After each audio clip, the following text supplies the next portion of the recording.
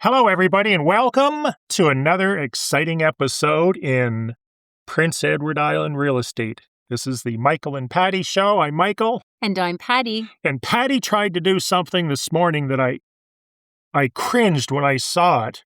She tried to prepare for this episode. You need to stop that.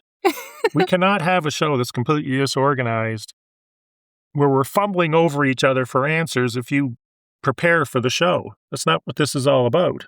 This is about being unprepared as possible so that it is as authentic and real, and I guess at the end of the day looks at actually testing our knowledge. Absolutely. So the first topic is a topic that's not even on the agenda, but it's popped up about 3 or 4 times with me in the last week. And we're going to title this Property Management Crisis or Chaos, you can pick. And basically what this is I've had people calling me on both sides of the equation with regards to renting houses.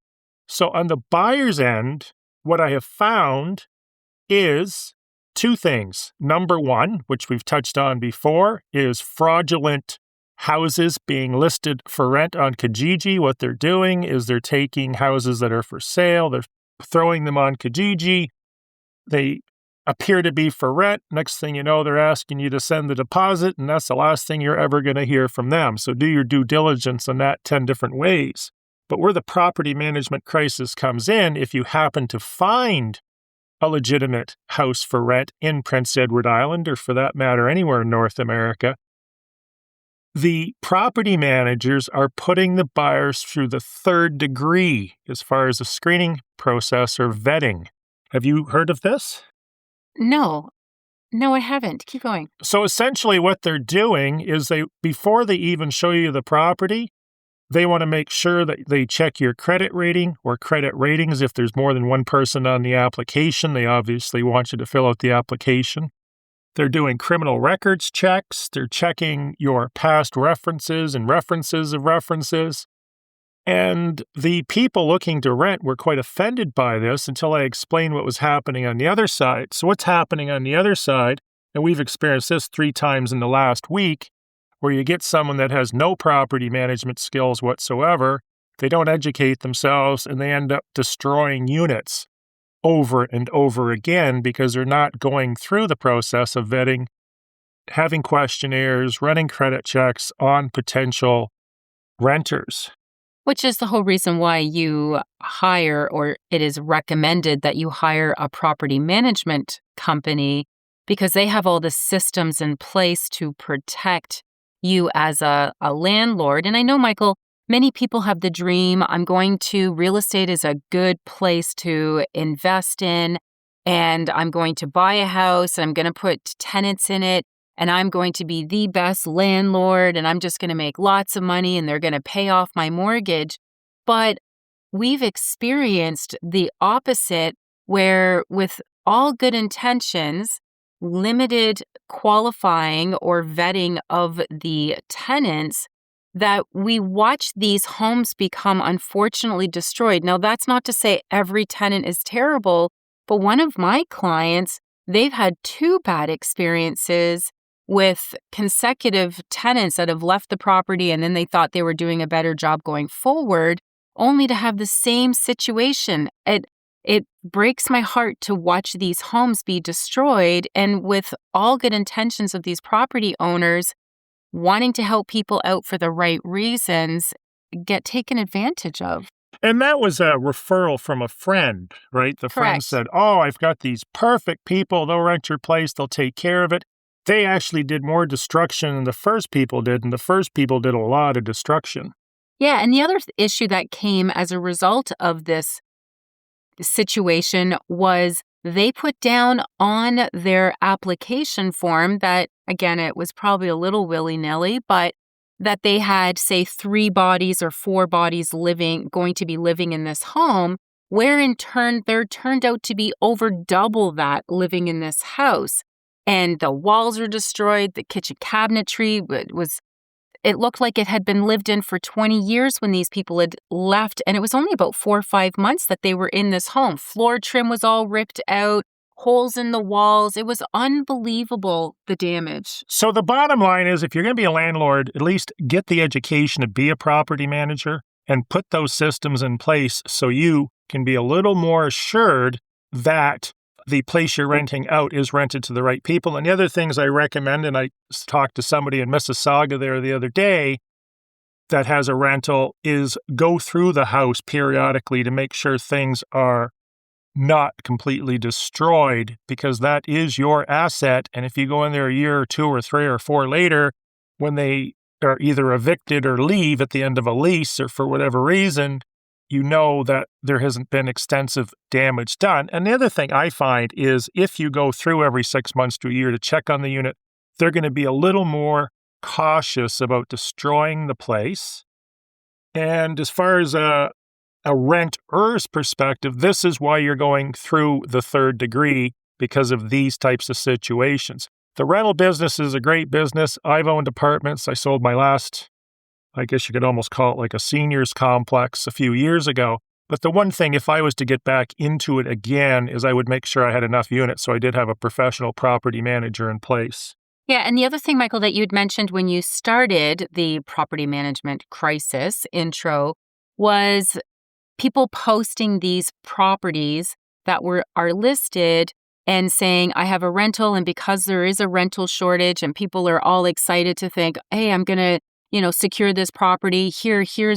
I'll e-transfer you money to hold it. One of the things, because I've had these situations and I've had to call the RCMP and report there was 2 of my listings that this happened to, and it was very clear on the images that the realtor logo was in the corner. Out of the 2, one just allowed the realtor logo to exist. The other one, they tried their best to blur it out, whether they had some, cheap version of Photoshop or something that they used, but you could clearly still see the blurred realtor logo. So if there's a realtor logo in the image, is what I'm just giving you a beware. Chances are this is listed with an agent, and what one of the tenants or the potential tenant who is going to be a victim of this fraud, and he did send money, by the way, was he called the listing agent. He called me up and he said, why do you still have this listed? The seller said that he was waiting for you to take it down, which is why, I'm calling you. Why aren't you canceling this listing? Why is it still looking like the house is for sale? Because I'm going to be the new tenant, to which I had to break the bad news. Did you tell him to kiss that money goodbye? I helped him out and this gentleman was on social assistance, and social assistance sent him the money for the down payment. So it's not just only average, Joes or Janes or whatever on the street. Like the social assistance worker also just accepted this link and accepted that it was a legitimate rental unit for this potential person. So please beware.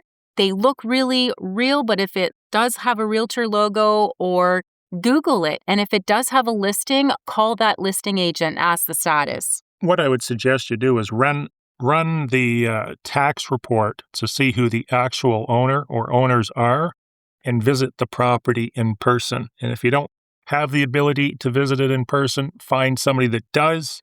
Hire a property manager. Real estate agents may do this for you. They may charge a fee, they may not. I know I've done it for people just as a courtesy, trying to make sure people aren't getting scammed, but make sure someone actually walks through and you do your due diligence. Let's move on. Let's move on to buyer's corner. So you're a frustrated buyer. You're looking at real estate. Could be in New Brunswick, Nova Scotia, Prince Edward Island. All of those markets, or even Ontario or Quebec, have a recreational market and they have a residential market.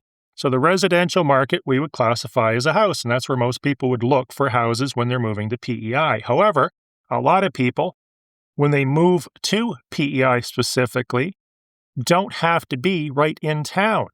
So there's another avenue you can look at, which is often overlooked. And what that avenue is look at the cottage listings. And I thought about this the other day when I listed a property in the Darnley area, which you probably want to check out, 41 Lecky.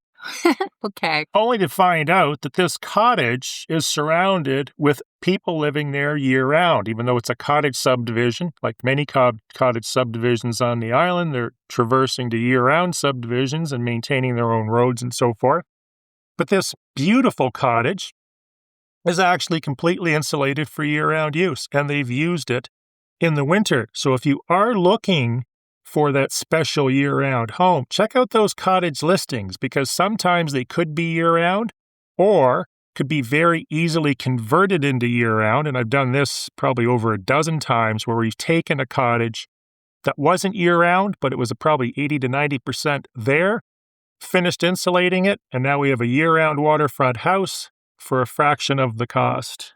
Yeah, just be aware if you're looking to do that you may or may not have services. It may be a joint community that all pitch in to for snow removal. You may have to drag your garbage cans for waste management to the end of a laneway or a road. Those are just additional questions that you should be aware of. So yes, you can potentially convert some of these cottage listings, and that's a great tip and advice, Michael. But also be aware of maybe the services as well, and there are ways to work around them. We'll refer to these as potential pitfalls, but if you are dealing with an experienced agent, and on this podcast, someone that's done 1,000 transactions in the PEI real estate market and has 10,000 hours, 5 years of full-time experience, they should be able to tell you 90% if you could use this as year-round. Other things you're going to look at is restrictive protective covenants, bylaws, laws, homeowners association, whether if they do have a centralized water system, is it turned off in the winter? Do they gate the community in the winter? You don't typically see that too much. So there's a number of things to look for, which I just listed. There's others that are additional to that, but if you do have an experienced agent, they should be able to help you out there. And in this particular case, with this beautiful Darnley home, which you need to check out. Nice plug, Michael. Talk to the neighbors, see how they're making out. I'm willing to bet most of them are probably from out of province that have played this card, and this is how they found the retirement home here on the island. Nice. Environmental buffer zones. What are they? How are they going to affect the usage of your property? Basically, an environmental buffer zone is exactly what it sounds like. It's an environmentally protected area. May that be a spring, stream, river, pond. The environmental buffer, what I was taught, and I always thought it was 60 feet all the way around. So if you have a stream, and let's just assume it's 2 feet wide, or a spring, that's buffered by 120 feet if you add both sides in, or the circumference. Now, when you chat GPT this or use Gemini, they seem to come up with other numbers, 75 feet. I don't know if they've changed it, but be aware of environmental buffers. Just because you have a property that's 2 acres that has a beautiful stream running through the middle, and I remember one of these up in Cablehead East, you may find that 90% of that property is unusable because of the environmental buffer. Yeah, just because of where the water, the springs, the pond, and everything are situated. What did you come up with the number when you researched it? Well, I know based on just having been in the business and what was common knowledge, it used to be 50 feet. 60. But I used to always be told it was 50 feet. However, in my research, I ended up coming up with 65 feet, and I seen that on one of the surveys of a property that did end up reporting a 65-foot buffer around this natural spring that existed on the property. So if you are looking at properties that have some sort of water table, as much as it's really pretty to have a buffer and stuff, or a spring, pond, waterfront, please be aware of these buffer areas where you're not allowed to be altering the vegetation around it as well. You just can't go in there and start removing, even bushes and brush. Like, it is a protected area. Let's talk about people wanting to go through, and agents may be authorizing potential purchasers, alleged potential purchasers, going through properties without the agent. This basically is not supposed to be happening. The vendor, since they own the property, could allow it. I wouldn't suggest it. What are your thoughts? We're not allowed to allow a regular customer, client off the street access to a home, even if it's vacant. We are bound by rules and ethics, and it is just not allowed to be done. If the seller, because it's a friend or something, just says, yeah, you can give them the code and have access. If it's my listing, that's not going to happen. And if they're my clients, that is not going to happen, because I feel I have a responsibility, a professional responsibility to a client, especially a seller client, for signing up. And I also don't want my buyer client being accused of damage or stealing something. So have a professional attend the showing. A licensed real estate agent in PEI. In Prince Edward Island, for sure. And where this came from, Michael, is I seen some post on Facebook that said they were just given the code to go through, to which I just cringed at the idea of it. And I just didn't realize that people thought this was even an option or acceptable. So if you are a licensed realtor on Prince Edward Island and you're listening to this, please don't allow this to happen. And if you're a licensed realtor out of province and you think you can flash your license and get your badge. Yeah, your badge, your real estate badge.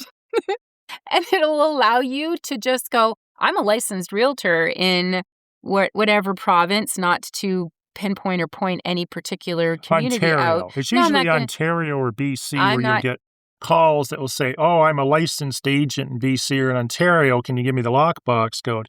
Yeah, you have to be licensed in the province or municipality that you are going to be showing that property in. So we don't have a license to show properties all over North America. Did you bring your badge? We should get badges. Just FYI. And a cape. Yeah, a realtor cape. Yeah, Pretty realtor funny. cape and a badge. That would allow us to stand out. We don't have egos in this industry, do we? Not at all. Okay. Be aware, and we may have touched on this before, if you're doing renovations to a house, and this was a case in Ontario, where someone bought a house for $400,000, they put $500,000 or $600,000 into it, and they sold it and thought they made a whole pile of money, and then CRA came after them. They said, no, you're now a commercial renovator or builder because you've exceeded the purchase price by over 100%, so we actually need HST.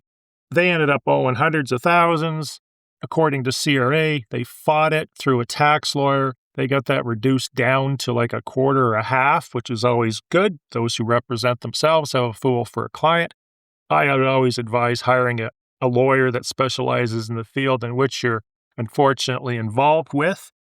But be careful when you get into the renovation business and your renovations become excessive, because CRA is looking out for this stuff. Anything to add before we move on? No, so we had a client, Michael. You just said no.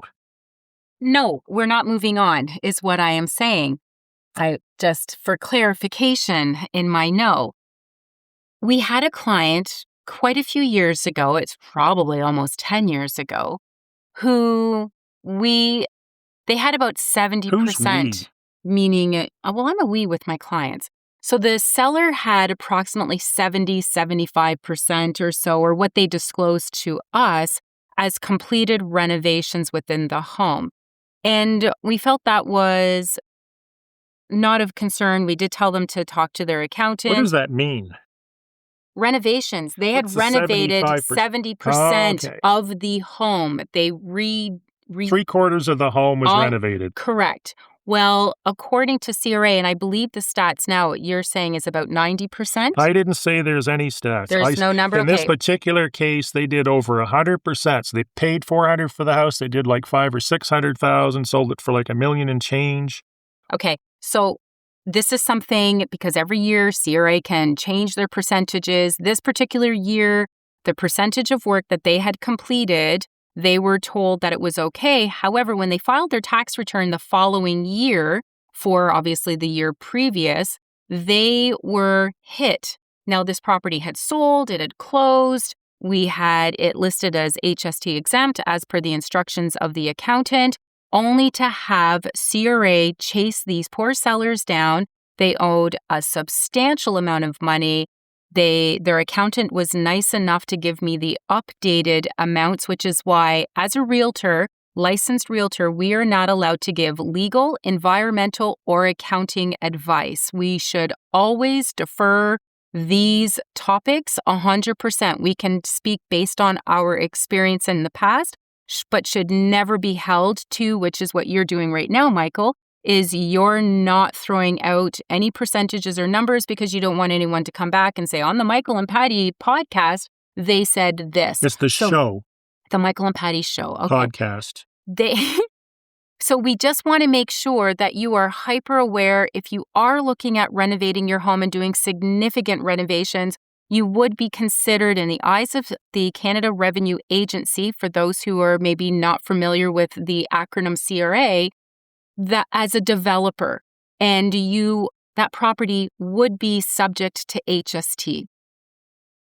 Always hire a professional, and this is no exception to the rule. In this case, you want to hire a CPA, not a bookkeeper. You want a CPA that's qualified to know or has knowledge of doing renovations to houses and how to protect yourself.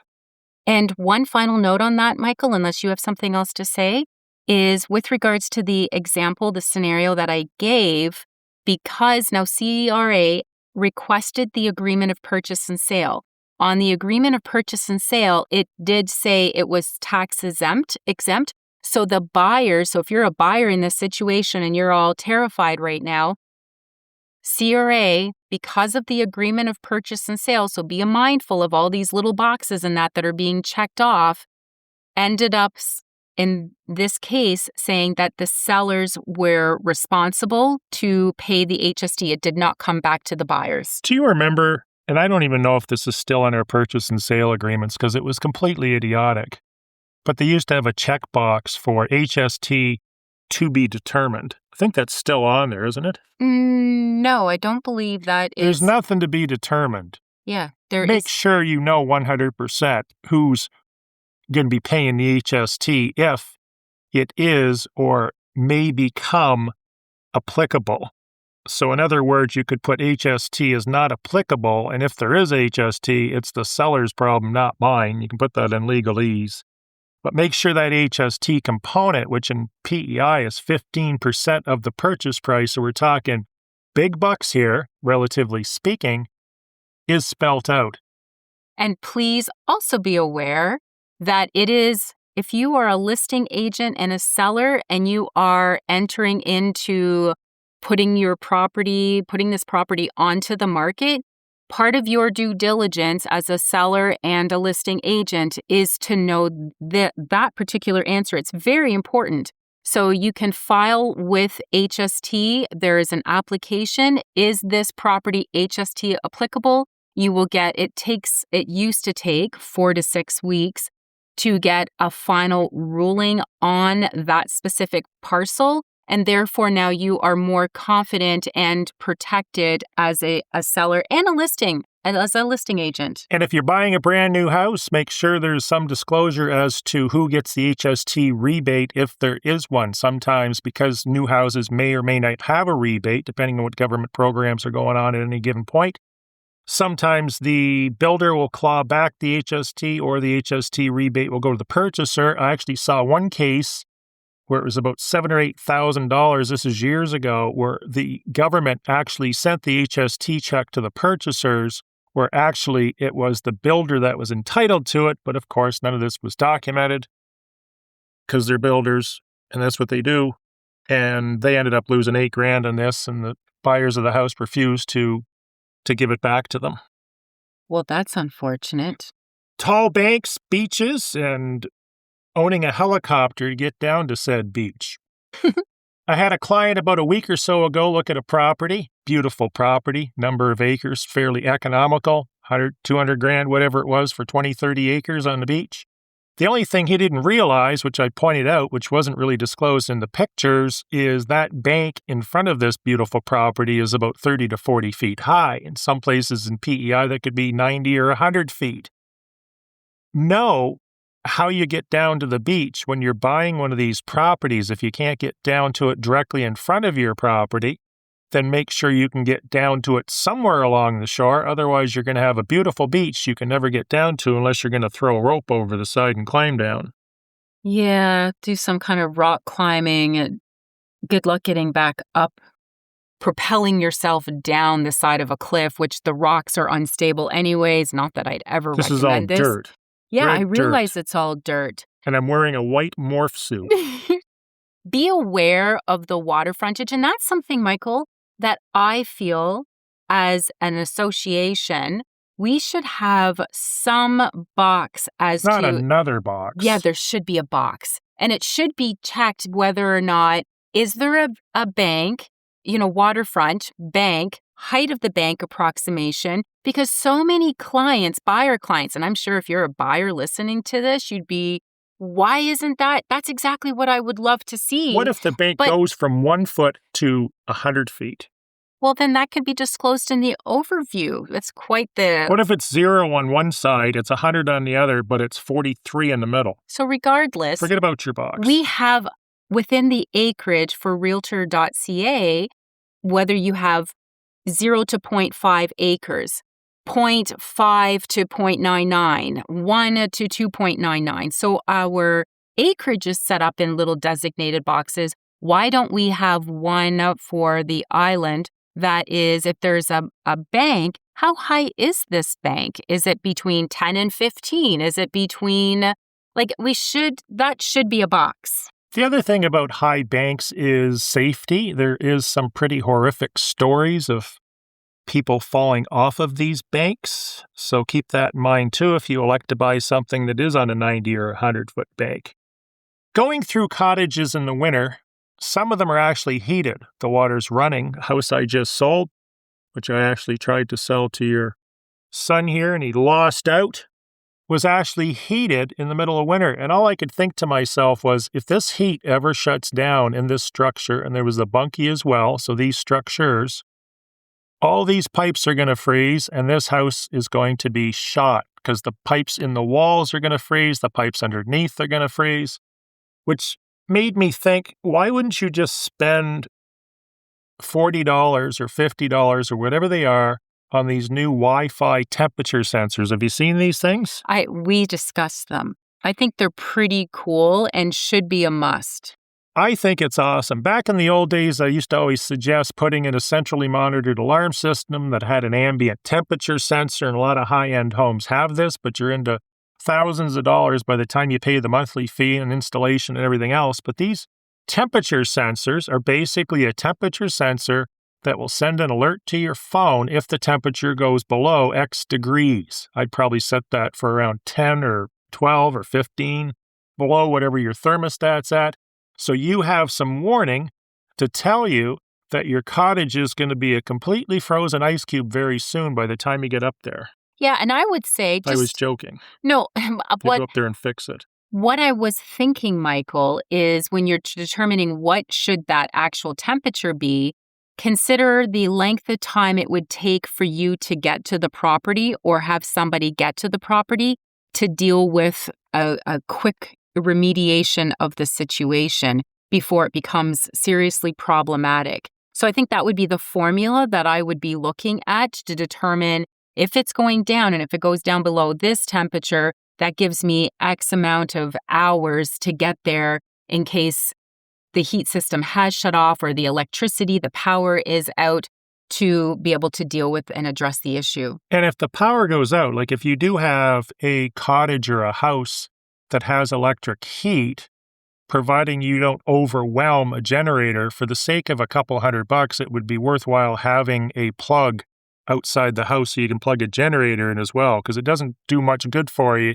You find out your electricity's off and you can't fire it up because the telephone in front of the house is knocked down. At least now you can hook up a generator. Of course, you probably find that your Wi-Fi signal isn't sending you any messages either. Moving along. Okay. We're going to talk about looking at photos, people listing in January and February, and what those photos can hide. Snow can hide an awful lot. So if you are looking at a house in the winter, make sure you look at it on the half a dozen different satellite imagery sites we have. We've got Street View. Yep. Take a drive by.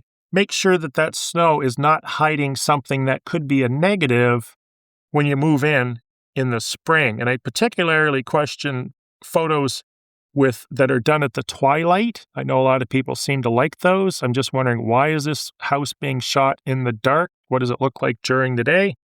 Your Google Street View providing in Prince Edward Island, it's on a paved road because they didn't go down the clay roads for some reason here, or gravel.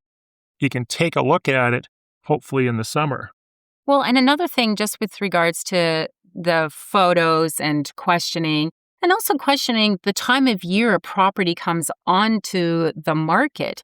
So if this property comes onto the market and there's no previous history, it's not that they've renewed it or they had, some personal family matters, so they had taken it off for a period of time and brought it back on. We're not talking about those kind of properties.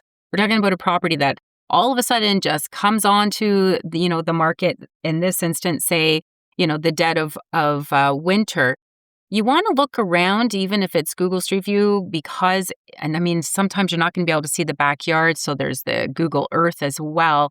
But is it on in the winter? Because there are mosquitoes and I never thought about that, but that's a good point. Yeah, we were talking about that yesterday. You can only see the house in the winter because during the summer, the black flies and mosquitoes will pick you and your vehicle up and carry you away. Yeah, so be aware of sometimes these situations. Again, this podcast is all about educating consumers, making them aware, asking better questions so that you will have a better real estate experience. I remember. What?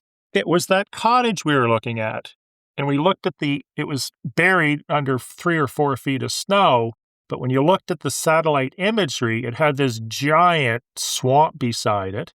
It had a lot of low-lying areas, which would have been swampy. In addition to that, the cottage was surrounded with trees, which mosquitoes just love. And I said to Patty, you're going to get eaten alive in this property. That I do remember the property. This is your specialty, is it? Mosquito-infested Unabomber shacks? Well, there's just different times a year are great for different reasons. The spring thaw is great because, one, you would be able to see the driveway. And is there an actual driveway, or is the basement leaking? Does it look like a potato field and it's all in little pieces and stuff and crumbling due to lack of maintenance and taking care of it? Absolutely. Is there water seepage in the basement because of, now sometimes we did have 1 or 2 winters here back in 2014 and 15 where we had the crazy winters, the winters of the century where basements, and I know you, Michael, had a property in Summerside, your personal home actually, didn't have a sump pump, was about a 40-year-old house, never needed one until this particular winter. So just because, you may have a seller that says, no, we've never had water during these heavy thaws, they're a great time to take a look at. Check out the seepage in the basement as long as you can see it, because a lot of basements are completely finished. And if it's not finished, like we had said on a previous episode, why is that? Is it because there is seepage and they don't want to develop it because they're going to be stripping it back or dealing with mold? When we had that 100-year storm, the house I owned at the time, that basement was dry as a bone. It was dusty. It was that dry. And I went to the Home Hardware, and I think they sold 3,000 or 4,000 sump pumps. And by the time I bought my sump pump, there was no sump pump hoses, so you get a pump with no hose. I ran into a property manager in the parking lot, which just happened to have a hose. So here I am buying the black market sump pump hose and got all the water out of the basement. There wasn't a lot because I caught it early, but I did catch it, which, getting back to that temperature sensor, the other thing you're going to see in higher end homes, which you can now do in little cottages and stuff economically, is temperature or water sensors. So you can put the water sensor on the wall. If it comes up 1 inch or 2 inches, you've got an issue. You've seen that before. Yeah, or backup battery for your sump pump. You could back up everything. But the backup batteries where they hook them up to a marine deep cycle battery are a great idea. And I noticed they're selling those in the store now. Because the one thing people never think about, and I owned another house that had this issue, is the power goes out. You're thinking, oh, it's no big deal. We're going to have all kinds of fun and we'll light some candles, hopefully not burn the house down, do a barbecue, only to think, uh-oh, the sump pump needs power. And now your basement's flooding because it can't pump the water out. Because since this house that I owned, it did get a little bit of water in the basement. I'm going to tell a funny but not so funny quick story. I owned one of these homes. I used to live You many owned years. the home I had? No, I owned a home. It was in Summerside. The power went out. I had lived on the island for just over a year. And I never thought of this because it wasn't an issue for me when I had lived in Ontario. I just never, this never crossed my mind or was an issue. And when the power went out, this is what we had to do. I had to create an assembly line with my children. I was working the sump pump hole, filling up buckets and getting my children to run them outside to the road so that we could, and we did that for about 2 to 3 hours. So today I can say, when I look back, wow, that was really funny. But at the time, we were all so stressed, all so tired, and we couldn't stop because the sump pump hole kept filling up. So this is it's a pain point for me because I've lived through and experienced this. These are all just when's a great, good time to look at a house, things that you should do to also protect yourself once you do own that home. And what's the best thing you can buy if you're buying a house in PEI? A generator. Yes. If you're going to buy a portable generator, make sure you test it monthly or every 3 to 6 months to make sure it's working and you got fuel. Put fuel stabilizer in the fuel. If you're going to stay there for a long time, put a permanent standby generator, one that fires up every week and tests. It will be the best money you ever spend. Moving along, how to create anxiety in seller clients. You've ever had those clients? Why isn't my house sold? Why isn't my house sold? Why isn't my house sold? It's because you're probably weren't educated on absorption rates. So basically, absorption rates will tell you, for instance. Well, I was just going to say there's 2 things, Michael, to this. So let's just break this down. So if you're a seller and you've gone through this or you're in the midst of dealing with this and you're feeling that frustration, what was probably conveyed to you was days on market. And the days on market are only considering the properties that have sold and how many days that particular property or the properties used for comparisons, how many days it took them to sell. You're going to get into absorption rates, which is completely different. Sorry, just wanted to explain that. So absorption rates are basically if there's $65 million houses for sale and 14 of them sell in a year, basically you have a supply of almost 5 years or 4.6 years, doing this in my head, of inventory. So if you think that you're going to put your $1 million house on, it's going to sell in 3 days, chances are it's not. You can look at the days on market, which Patty just talked about. But if we've got $65 million houses and we're only selling 14 a year, that's a 5-year supply. So if you're thinking you're going to move things faster by bugging your agent every weekend at 8 o'clock at Sunday night, it's not going to happen. You're just in an area that's going to take longer to sell. And this would apply even if you're selling a $300,000 house. But what you're going to do with the $300,000 house is you're probably going to tighten the stats up to like a quarter or even a month if you're in Charlottetown to say, okay, there's 10 $300,000 houses for sale in Charlottetown, 9 of them sold. So that's just over a month's worth of inventory. Make sense? Yeah, so there's 2 different, so if you're a seller and you're feeling frustration, you may have, I'm not saying you were, but you may have only been presented with the days on market. Again, ask better questions. What are the absorption rates for the price range or price point that my property falls within? And if you are an agent listening to this and you are realizing I have been missing a step all along, I am happy to help and make sure that you provide, because realtors have value.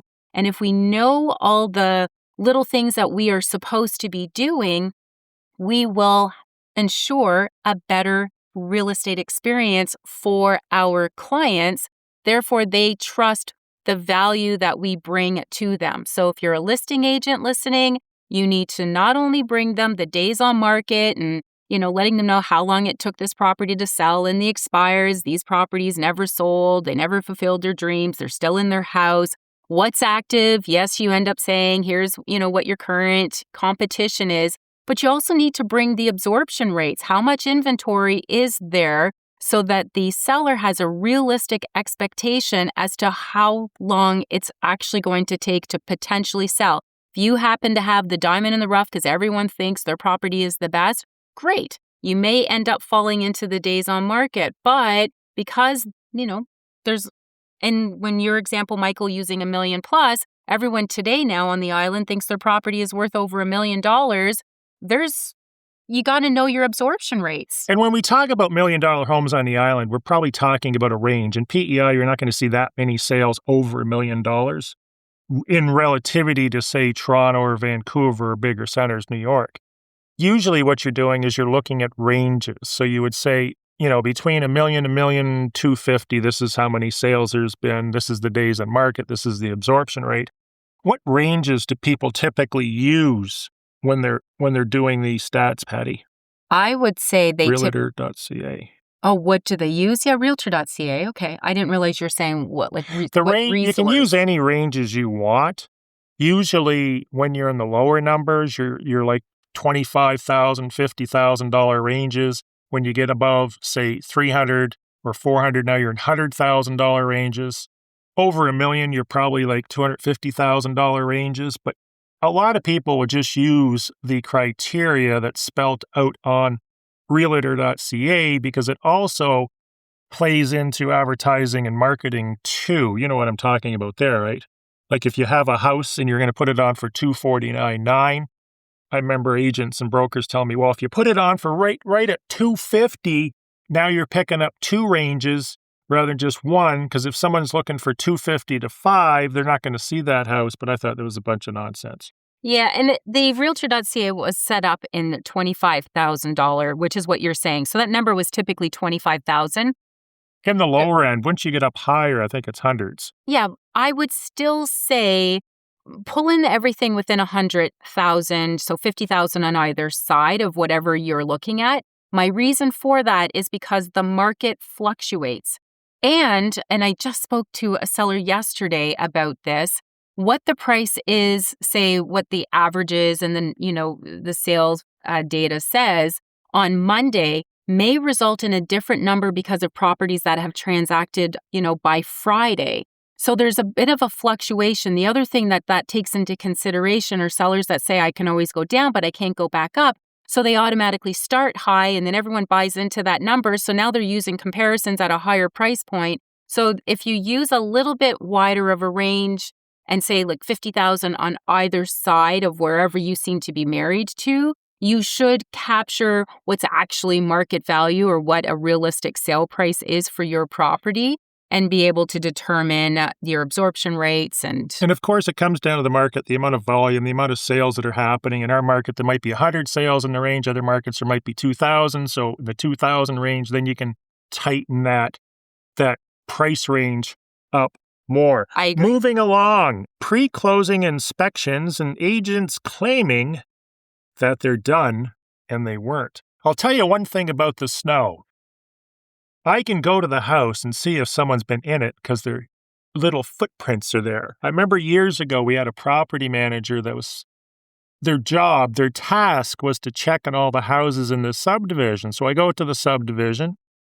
There's snow around all the houses. And I said to the property manager, I said, did you check on these houses today, as you said?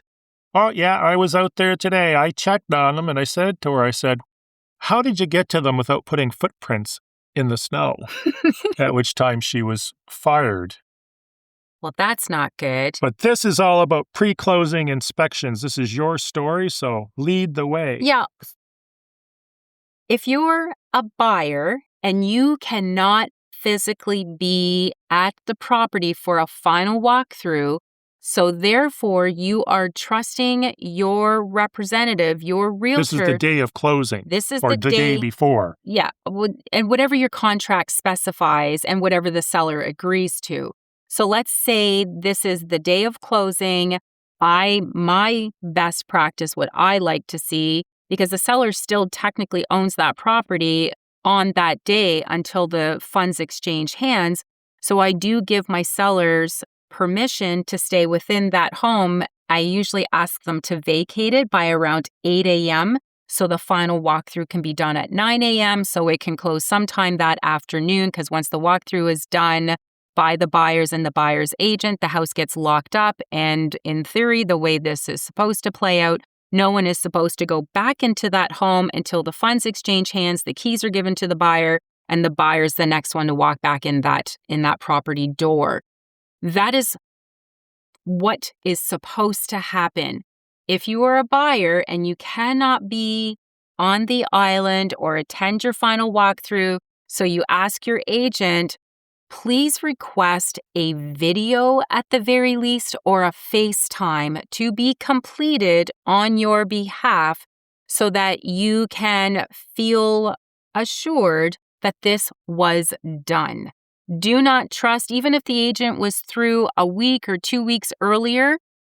We've just discussed in this whole episode here about, perhaps leakage or frozen pipes, or you really should be checking that property the day of, because whatever problems are at that property on that day, at that time when the funds exchange hands, guess what? You just bought them.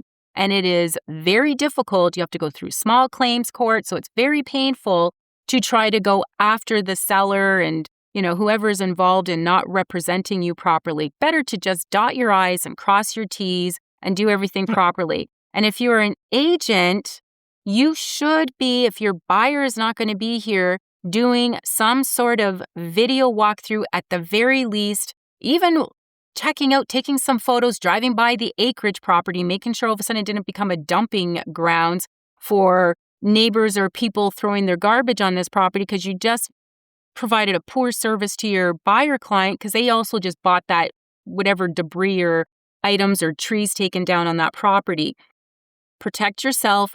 Do a property video. That video should be sent to the lawyer as well as to the buyer to say, I've completed the walkthrough. Everything looks good. If you have to do it in a series of short little 1 minute so that you're not worrying about how to get this video to the clients because it's too long, it won't send. I have to shorten it. Do short little sections. This is main living area. 1 minute, get through it. Here is, the bedrooms, etc. I would strongly suggest if there's cellular connectivity, you do a Zoom, FaceTime call, Google Meets, whatever it is, Microsoft Teams. Make it a interactive experience because you also know it's being done in real time. And if you have any questions, you can ask them. And always have your contract there, particularly the paragraph on the Schedule A, or is it on the purchase and sale? What is the paragraph? The inclusions and the chattels and stuff like that. It is on Schedule A. So it's on the Schedule A, which lists what comes with the property. Make sure all that stuff is present. We're closing it down. And also what, if there was any repairs to be done, that you have them documented through, again, it would be the ideal if you can't be here is some sort of video, sharing. But if you're not able to do that because of work schedules or family situation or whatever, or you're traveling that particular day, at least have your agent video record, here's the work that's been completed, here's the rooms, the appliances work, the toilets flushed, if there's propane or oil, these things have been topped up. All of that should be checked. Well, the fuel adjustments will be in the contract as well. And typically what happens is they would fill them to the max and hand the invoice from the seller to the buyer's lawyer, and those adjustments would be made. Now, we're going to close it down here, Patty. We have to. It's getting too long, but I do, before closing this, just mention to any new agents or even older agents that are curious how to do these calculations on absorption rates, days of market, or there's probably a plethora of other calculations you can do. Patty is volunteering her time that you can check in anytime, and she'll spend hours with you explaining this stuff. Thanks. And helping you create a PowerPoint presentation. That's nice of you. I guess it is really nice of me. Actually, I don't mind helping agents, and any agent that has ever called me, regardless of where they happen to have their license held, they know I've always been very forthcoming and helpful. Thanks again for listening to another episode of the Michael and Patty Show, otherwise known as MAPS, PEI's podcast that helps guide and navigate you through the buying and selling and a little bit of Prince Edward Island. We appreciate each and every one of you for downloading, listening in wherever you find your podcasts. And another item that we have is our Facebook group. Moving to Prince Edward Island from the Michael and Patty podcast. It is a great resource. I wish it existed back when I was considering moving to Prince Edward Island in 2008 and 9 to be able to really educate myself. We have fun items on there. We have Monday, Wednesday, and Friday until we're all caught up. A little snapshot of what you can expect for downloading the episodes that we continuously provide to you. We have Toolbox Tuesdays. The featured Toolbox Tuesday this week is on Iraq. So if you want to become educated on everything that you should know about Iraq, there's a whole Toolbox Tuesday on that.